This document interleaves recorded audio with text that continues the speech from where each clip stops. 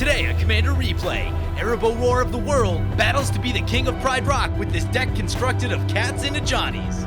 Can Arahbo rescue the Pride Lands? Find out next on Commander Replay. I want to thank my awesome Patreon supporters. We have 3 new legendary Angel tier Patreon supporters. And they are Tyrant of Ruin, Damon Redwind, and Jojo Mofo 911. I can't thank you guys enough. You guys are awesome. If you want to help support the channel and vote on which decks I play next, feel free to check out my Patreon at the link below. Welcome back, everyone. Playing some King of Pride Rock today, Arahbo Roar of the World, as a celebration of the Lion King coming out. And I did actually see it earlier today. I didn't like it quite as much as the original, but the original is also perfection, so it's hard to build upon perfection. So when you achieve perfection, you can only go down a little, but that's just my opinion on it. Don't let me stop you from seeing it if you want to see it. Anyway, we kept a hand that looks like this. We had 2 lands, a Mirri's Guile, a Farseek. We've got some cats. We've got a little bit of card draw, and we'll go ahead and play this Windswept Heath, get a Savannah, and we'll lay down the Mirri's Guile. And then we'll pass like that. So we're playing Arahbo Roar of the World today, and this is going to be a super low power level game. Should be no mana rocks. We're going for no combos, no really big finishers. This should be a really just like line your creatures up and mash them together for a while kind of game. And our deck is pretty much cats and Johnnies. When I had the idea for doing a Lion King themed video, I thought about doing a Johnny tribal, and then a Johnny tribal. As I started thinking about it, a Johnnies mostly deal with +1/+1 counters, so you want to have a lot of creatures around, and that just kind of brought me back full circle to cat tribal. So we're doing cat tribal with the Johnny tribal, all the cats today. And brings back to our turn. We'll use the Mirri's Guile. Take a look at what is on top. We got 2 planes and a Harmonize. Let's draw the Harmonize because we're going to Farseek this turn. So play the planes, play the Farseek. Let's get the Temple Grove tapped. I probably could have went for the Scatter Groves, but oops. And we'll pass like that. Opponent pointing out Mirri's Guile is very blue for a green card. Yes, it is. Yes, it is. And as I recall, they're pretty expensive in paper now. And there are times where I definitely like it better than Divining Top because early in the game you don't always have all the mana you want to pump into Divining Top. Now, obviously, as the game goes longer, you can like Divining Top 3 or 4 times a turn, which also slows the game down like crazy. Mirri's Guile a little bit quicker since it only happens 1 time, which is good news. But I do like the fact that you just lay it out there and you don't really have to think about it other than that. And once it comes back to your turn, you get to look and rearrange for freeze. Ooh, a Broken Bond coming down. Gonna shoot the treasure map for the Yahenni opponent. Savage. Ouch. I might have shot our Mirri's Guile. Well, Fomatic Compass is pretty good, especially in a game that's going to be like really heavily about creature combat. I could see that being a bit of an issue. All right, we've got Kasali Pride Mage, a Rampant Growth, and a Sun Petal Grove. Let's go Pride Mage to the bottom, Rampant Growth in the middle, and Sun Petal on top. We will draw the Sun Petal, play the Sun Petal. Puts us in 5 cards at hand. We'll go down to 4. If we draw 3, that'll put us exactly 7. So I guess we Harmonize. Harmonize. Drawing 3 cards. Pass the turn like that. Blade Tusk Boar for our opponent. Nice. Opponent doing Boar Tribal with Grand Warlord Ratha. I'm pretty excited to see this. You know, I told opponents we were doing a Lion King themed video, and that's, you know, we talked about just kind of really low power. We talked about a number of cards people had in the deck and really stripped a lot of them out just to kind of bring the power level down. Chaotix was running a Vigor at one point. I'm like, yeah, Vigor is pretty close to play Vigor, win the game. I know there's a little bit of interaction in there, but you really need like swords or a board wipe to get rid of it. And I don't want the game to turn into, oh, I played this 1 card and I'm gonna win. I want it to be more of a grind and you know, really kind of a tribal war based sort of game. But yeah, we'll see how all that goes. Chaotix does lay down a Green Sun Zenith and grabs an Incubation Druid. Looks like that's going to do some ramping for them. I should read this one. I haven't actually seen this one. Tap to add 1 mana of any type that a land you control could produce. So Reflecting Pool, essentially. If it has +1/+1 counter on it, add 3 mana of that type instead. Ooh, yeah, that's pretty spicy. Yeah, that's a cool little card. Kind of going out of order, but we'll take care of it right now. Chaotix 2075, piloting Grunn the Lonely King, and he's calling this his Rafik deck, and he's going to be adding a lot of +1/+1 counters on things, and we'll see what he's got going today. He said it might be a little bit group huggish, so that could be interesting. And then finally in the middle, we've got Maru Powell playing Yahenni Undying Partisan, and he said he's going to be on Aetherborn Tribal, so also excited to see that one. And with that, that all brings it back to our turn. We've got a Miri's Guile on top. We've got a Fumigate, a Sacred Cat, a Wooded Foothills. Let's go Wooded Foothills to the bottom. We've already got a land. Fumigate is our only board wipe, so we're going to want to draw that. Draw the Fumigate. Play the Forest. What do we cast in this turn? We've got 5 open mana. We can just go for our commander if we want to. And that might make... We can either go like Kasali and Rampant Growth or Fleecemane Rampant Growth, or we could just get our commander into play. Since this is supposed to be a casual game and we ramped really hard, I'm thinking I'm just going to go... I think right now I'm going to go Fleecemane and Kasali. Arahbo will trigger, but no one has haste. So yeah, we could slam our commander right there, and it probably makes sense to do that, but then we've kind of got a big creature to attack with. And opponents are a little bit behind us. We played first, and we ramped really, really well. So just giving them a little bit of a chance. I really want this to be more of a long and interesting game than to just kind of come out and start crushing people right away. This is kind of one of those games where I want to get to see people's decks. So lately, power level has been a big thing on my mind, and like, you know, decks are so strong now that games don't go very long. When things go well for you, a lot of times you don't actually get to see your opponent's decks all that much, so it's not always the most fun. I mean, you know, sure, sometimes it's fun to come out and crush face, but it's also fun to, you know, have a longer game every once in a while and really get to see a lot of what your deck can do, what your opponent's deck can do. Sometimes you like to see what a deck can do on turn 15, like... And that's something that gets lost in the world of, like, turn 7 combo decks. Or, like, turn 7 go find Craterhoof type of stuff. Anyway, for those that don't remember, Arahbo out of the Commander 2017 product, 3 green-white for a 5/5. It's got the Eminence ability. At the beginning of combat on your turn, if Arahbo is in the command zone or on the battlefield, another target cat gets +3/+3 until end of turn. And then if it's in play, whenever another cat you control attacks, you may pay 1 green-white. If you do, it gains trample and gets +X/+X until end of turn, where X is its power. So pretty good abilities, but always a little bit awkward in that turn. You got to tap out to cast it. In my opinion, Arahbo a little bit weaker than the other Commander 2017 commanders, although I haven't played or seen the Wizard one that much, but that one's a bit different than the other 3. At least in terms of the combat-based commanders, it's definitely the weakest. The Wizard one's probably going to be a little bit more combo-centric. Chaotix lays down a Jiang Yangu Wildcrafter and puts +1/+1 counter on their creature. So it's going to be making some crazy mana next turn. And says each creature you control with +1/+1 counter has the ability to add 1 mana of any color. It seems pretty good. He does leave his Planeswalker open, though. We probably will take a little poke in there. Brings it back to our turn. Miri's Guile. Ooh, there's a Raksha Golden Cub. That's one of the few finishers in this deck. We don't have a lot in the way of finishers. Again, really trying to go easy on the power level and... not go too wild and have the game just like end because opponents don't have any answers. We'll go for the land right here. Want to keep making those land drops, especially if we're thinking about getting into a longer game. Play the land. We could get a Nazan. Nazan is cool. Probably a bit strong, though. I did leave the hammer in just because, you know, the hammer goes so good with Nazan. But we get an Arahbo trigger. We'll put that on the Pride Mage. And oops, I skipped our combat accidentally. Wow, that's not one that I do all that often. The Arahbo trigger got me. All right. Let's go Alms Collector Rampant Growth right here. Grab planes. Actually, we could have made our cat monsters. That would have been cool. And somewhere we'll flash down the Alms Collector. Fires of Yalmavaya for the Boar opponent. And Brindleshote coming into play. When it dies, create a 3/3 green Boar token. Cool. Opponent's going to swing into that Planeswalker. Take it down. Oh, I did miss a play from Chaotix last turn, by the way. He did lay down a Curse of Predation, putting it on the Yahenni opponent. It says, whenever a creature attacks enchanted player, put a +1/+1 counter on it. Ooh, that seems good. Gonna put a little bit of a target on Yahenni's back. Here comes an Alley Strangler. It's a 2/3 with Menace, but it is an Aetherborn. And there's an Expedition map, sure. Opponent says, pigs don't share. Oh, yeah, Chaotix said he was going to share with the Planeswalker, and then said pigs don't share. So Yahenni swinging into the Grunn opponent, and I can see why they did put the curse on them. Anyway, yeah, getting back to what I was talking about earlier. So Arahbo definitely a little bit weaker than the other 2 combat-based commanders out of Commander 2017, being the Ur-Dragon and Edgar Markov.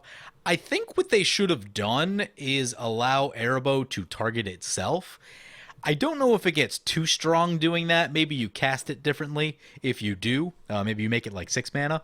But I think the thing that I don't like about it is that it's sort of this weird mixture of go wide and go tall, which is sort of awkward. Like if you could just definitively say Arahbo is a really good Voltron commander, I think it would then be as strong as the other 2 combat-based commanders out of 17. You know, but the other thing too is that the Air Dragon and Edgar Markov are both really, really strong. Those are both really good decks. And Arahbo is not bad by any stretch. I've definitely lost to like slightly upgraded versions of the Precon when I was playing some pretty decent decks. Like sometimes you slam a couple cats and put a couple equipments on them and you're like, oh crap, these things are huge. I'm out of removal and things aren't looking good. I have died to that. Like, it's not a bad deck by any means, but it's just not like OP strong like Edgar Markov and the Air Dragon are. Those are both very strong commanders. So yeah, that's one thing that I did want to see. I did want to see kind of more of a, if you could just go like full Voltron on Arahbo, maybe you change the abilities around just a teeny bit to do that, but I think it would have been nice. Anyway, at the end step here, we'll crack the Wooded Foothills, get a Scattergroves comes in tapped. We do have basics, so we could get Canopy Vista. We'll go ahead and get the Canopy Vista. And then we'll flash in our Alms Collector. That'll bring it back to our turn. Miri's Guile will trigger. I hope to find an Ajani right here. No Ajanis. We do find a Rogue's Passage in a Treetop Village. I guess Rogue's Passage is the best of the bunch. Draw the Rogue's Passage. Play the Rogue's Passage. Choices are, since we have 2 lands on top, maybe we go for Nazan right here just to get the shuffle. Check out this Curse of Predation. Whenever a creature attack... Oh, yep, that's going to pump our team up. So let's play Nazan. Only 3 equipments in the deck. I did pull most of them out to make room for more Ajani's. So, yeah. We'll put the hammer on Nazan. I like Nazan. The tap ability is really cool with Nazan, so we want to keep him nice and safe. We'll put Arahbo trigger on Pride Mage just to make sure it doesn't die. We'll attack into the Aetherborn opponent, get some +1/+1 counters on our creatures. And it's going to hurt a little bit. Probably going to have to do a little bit of a removal check over the next turn or so. Opponent's going to block with 1, try to save some damage. Okay. Here comes Ilharg, the Raise Boar. Yep. Ooh, Ilharg puts stuff into play. Okay. So the Boars might be climbing into this game right here and getting some power on board. Let's see what happens. See if they also go into the any opponent. Try to get their team pumped up. Opponent's going to send Ilharg at the Grunn and Blade Tusk Boar at us, and they'll get an Ilharg trigger. Bringing down Goreswine, also into the Grunn. Okay, okay. This one has Intimidate, so we can't block it. We go down to 35, Grunn down to 28, and Boar opponent still at 40, so we might take a little poke over their way next turn, assuming no removal happens. And the creature gets bounced with Ilharg. Ooh, here comes a Noxious Gearhulk. Let's see what this goes after. Gonna take down our Fleecemane Lion, so yeah, that makes sense because it does have the ability to go indestructible and hexproof at some point. And that'll put a counter on Yahenni. Yahenni's a 3/3. Here comes Grunn the Lonely King coming into play. Yep, it is kicked. It is an 11/11. It's pretty big. It means we may not want to attack with Nazan. Having a nice big indestructible blocker is a nice deterrent for things. Opponent's going to use their Oran Reef Vastwood and put a counter on Grunn. It's now a 12/12. So it's going to bring it back to our turn. Miri's Guile is going to trigger. We've got 2 lands and an Oath of Ajani. I'm going to draw the Oath of Ajani. I am planning to Soul's Majesty this turn. That'll give us 1 more power on the Soul's Majesty. So play the Oath of Ajani. Get a +1/+1 counter on each of our cats. Go to combat. Try to not mess up the triggers this time. Arahbo, let's put Arahbo on the Alms Collector. It's an 8/9. We'll send 1 into the. We'll send 2 into the Boar opponent. They're still at 40. Opponent's gonna block 1, so you're gonna block the big one. Take 4. Yahenni will get bigger. Ooh, and they'll get a Brindle Boar out of the deal, so they get a 3/3 back on it. Pretty good exchange for them right there. We're gonna play this Soul's Majesty, targeting our Nazan. So we get to draw 8 more cards. That is quite a bit. What are we doing? We could play the yeah, probably a good time for the Mosswart Bridge, right? Yeah, nothing to do with 2 mana. We do finally find an Ajani. This makes Ajani 1 cheaper. Yeah, still ways away. Yeah, so next turn we'll be looking at some Ajanis. So play the Mosswart Bridge. Opponent says Alms Collector has 9 toughness, which means he has 9 lives. Because he's a cat. Ooh, we could get an Ajani Steadfast or a Jedit Ojanen. Man, I really wanted Jedit Ojanen. I like that card. We've got 2 Ajanis already, but this one's cool. This one gives a lot of cool abilities. Maybe we just go like Massive Ajani next turn. That's going to be the plan. As much as I really like Jedit Ojanen. I think it's such a cool card. We're going to pass the turn like that. We're going to discard a land right here. Discard the forest and pass the turn. All right, Boars are coming in our way. Okay, let's see what this Ilharg's got for us. Bringing back the Gore Swine. Gonna swing it into the Yeheni. Maybe not the best idea. They can block it. Want to trade their Gear Hulk for the Swine? Huh. Alright. Well, we block Ilharg right here. Seems like a good idea. Oh, nice play by our opponent. Opponent's going to naturalize our hammer, so we're going to lose Nazan. Ooh. Didn't even think about that as a line of play. Alright, alright. Opponent can sack this to make Ilharg bigger, too.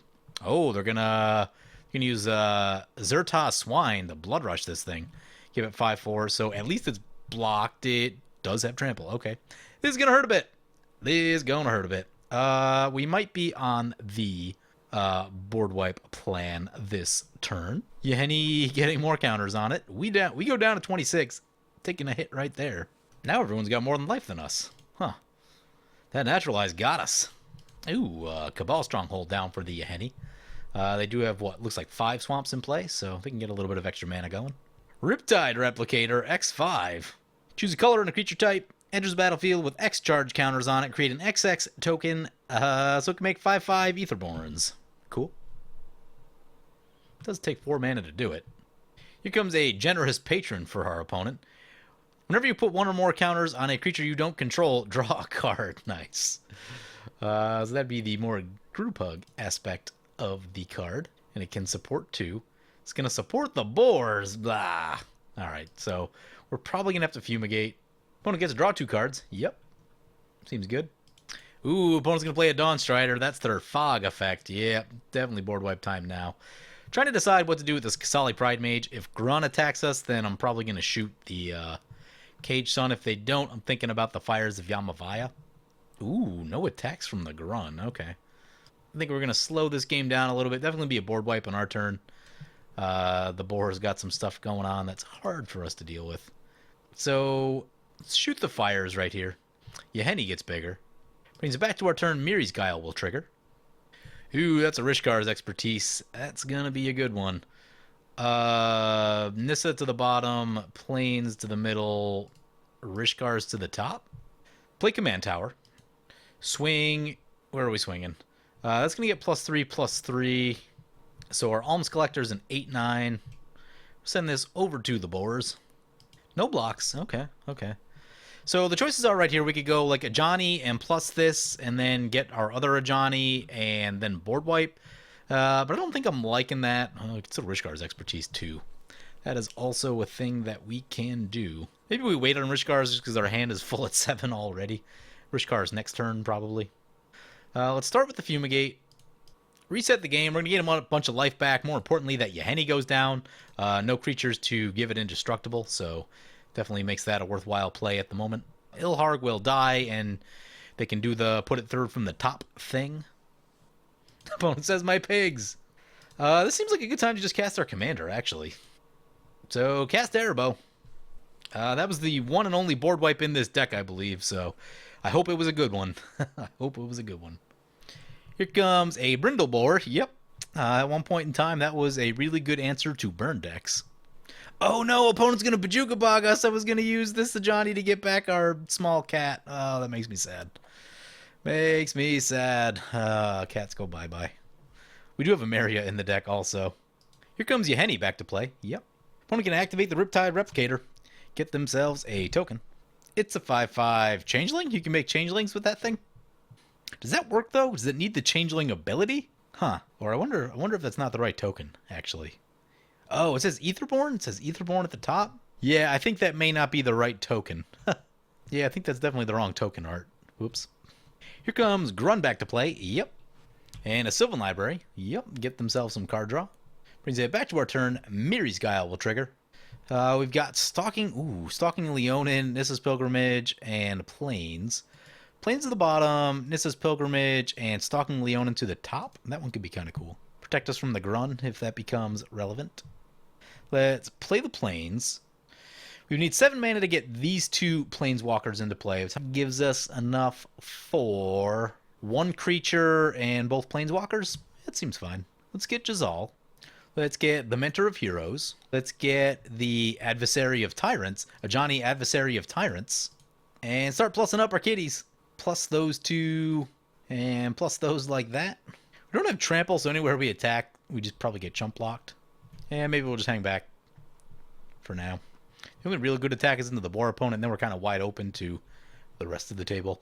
I may actually use Arahbo to block the Grunn, although Grunn will get trample, right? No, it doesn't naturally have trample, so as long as it doesn't have trample, I'll probably throw Arahbo in front of it because we can recast Arahbo. One's going to sacrifice the Rindle Boar. That'll pump up the Aheni. Here comes a Festerhide Boar. Nice, getting that Morbid trigger. It's a 5/5 with trample. Vanquisher's banner for the Aetherborn. Yeah, that seems good. Doesn't work with the Riptide Replicator, though. Vanquisher's does require it be cast. Opponent's going to play opponent is going to play a Changeling, though, and that will certainly work. This Changeling, they're going to get a Scry with the Path of Ancestry. Get the draw card. And they'll activate the Riptide Replicators, making 6/6s now. Yep. It's not too bad. Opponent's got a Sylvan Library trigger. Yeah, that's a pretty good thing right now. I'd probably spend the life right now, at least if they have good cards on top, because everyone's pretty low on cards other than us. We have the Rishkar's expertise, so we have the ability to draw a bunch more. And we've got the Sajani under our Mosswort Bridge, so we are kind of in a good card advantage place right now, especially this one also gets us more card advantage if we needed it, but yeah, opponent pays 4 life to get an extra card. Gonna play a Bramblewood Paragon. Oh, that gives trample to the Grunn. Alright. Definitely need to get Stalking Leonin in this turn. Opponent's gonna add a counter to the Paragon. Yep. See where opponent's going. No attacks. Nice. Nice. Brings back to our turn. Miri's Guile trigger. We got a Johnny Sunstriker, Nissa's Pilgrimage, and a Plains. Pilgrimage at the bottom, Sunstriker in the middle, Plains on top. Can't remember if Reliquary Tower's in this deck. Probably should be if it isn't. Let's use the Mosswort Bridge. Cast a Johnny. This one gains us a lot of life back if we ultimate it. That's kind of cool. We can put a +1/+1 counter, or we can get +1/+1 First Strike, Vigilance, and Lifelink. Lifelink seems kind of cool, especially with a Grunn running around. So, plus this one. Plus the Adversary of Tyrants. So then I think we'll have exactly enough for the Stalking Leonin, which we want to get in. And then enough for the Rishkar's expertise after that. We're going to choose the Grunn opponent. Distribute some more +1/+1 counters. I think we're going to plus Arahbo just to get the life gain with the Steadfast. Let's play the Rishkar's expertise. Draw 11 cards. We get to cast one for freeze. Regal Caracal seems pretty good. Yeah, let's go for the Regal Caracal. That'll make 2 cat tokens for us. Arahbo will trigger. I guess we put it on the Jazal. All the cats have lifelink now. That's kind of cool. Don't have any mana to pay for that ability, sadly. But we did draw about 1 million cards. We're like halfway into our deck at this point. Significantly more card advantage than all of our opponents up to this point, so can't complain about that. Opponent says, someone get the spray bottle. The cats are out of control. No one brought water. Opponent jump blocks, and Grunn goes to 13. Ooh, rough. And then we'll pass the turn like that. Gonna have to discard some stuff. Let's get rid of the Forest. 3 cards to go, huh? This one's got Eternalize, so I guess we can discard that one. Nissas and Kodamas are pretty redundant. We'll get rid of one of those. I guess we'll get rid of the Homeward Paths. We can just use Nissas to get that extra land if we need to. Also, if we Zendikar Resurgent next turn, which we probably will. Rhythm of the Wild for the Boar opponent. Here comes an Argothian Swine, yep, along with the Rhythm of the Wild. We're up to 59 life, by the way, so we got a little bit of cushioning. Although Grunn could kill us with commander damage, that's always a concern, but that's why we did choose them with the Stalking Leonin. Opponent's going to play a Cover of Darkness, nice. We can't block, so that means that they'll probably have to be our new target right here. They might get a chance to take down some of our Planeswalkers. Opponent's going to make a Riptide Replicator token. Yep, opponent's going to do some attacking into our Planeswalkers. It's not ideal. Alright, we're going to be losing some of Johnny's right here. Makes me sad. Yep, can't block anything.